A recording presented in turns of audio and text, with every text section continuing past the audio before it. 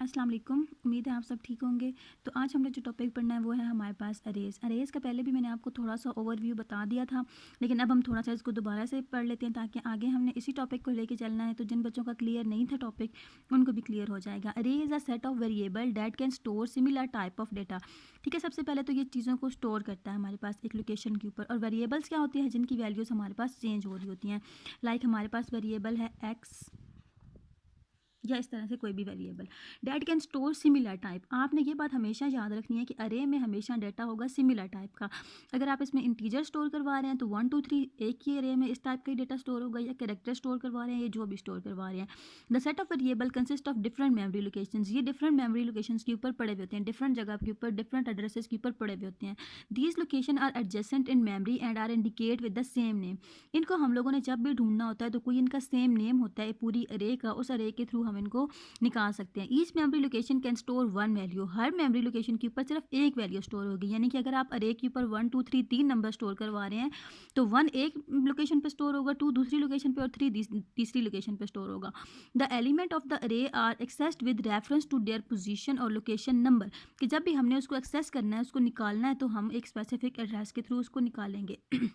The position number is called index और subscript. जो उसकी पोजीशन है, जिस नंबर पे वो पड़ा हुआ है, उसको हम लोग बोलते हैं इंडेक्स या सबस्क्रिप्ट बोलते हैं। ठीक है, नीचे से आप लोगों को इसको पढ़ने की ज़रूरत नहीं है, ये इसकी बेसिक एग्जांपल है। ये देखें कि जिस तरह ये इस अरे का नाम ए डबल आर था, तो पहली इसका हमेशा इंडेक्स 0 से स्टार्ट होगा। पहले इंडेक्स के ऊपर 96 पड़ा हुआ है, दूसरे के ऊपर 8 37 एंड सो ऑन।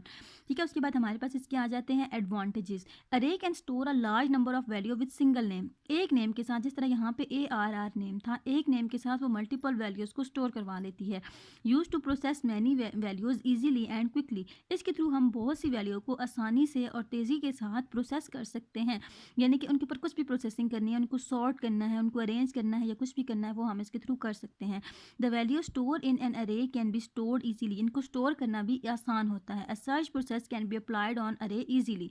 इसके ऊपर सर्चिंग करना भी हमारे पास आसान होता है। अब आता है declaring one dimensional. One dimensional, ये जो ऊपर आपको अरे नज़र आ रही है, ये है वन डायमेंशनल। जब इसके नीचे एक और अरे इस तरह बन जाती है तो वो बन जाता है two dimensional.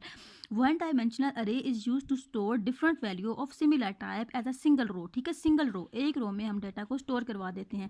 It is also called linear array, vector और 1D। इसके डिफरेंट नेम्स हैं हमारे पास। अब इसका इंडेक्स क्या आ जाएगा, DIM, यानी कि डायमेंशनल, आगे अरे नेम, आगे उसकी लेंथ आ जाएगी, और आगे एज टाइप।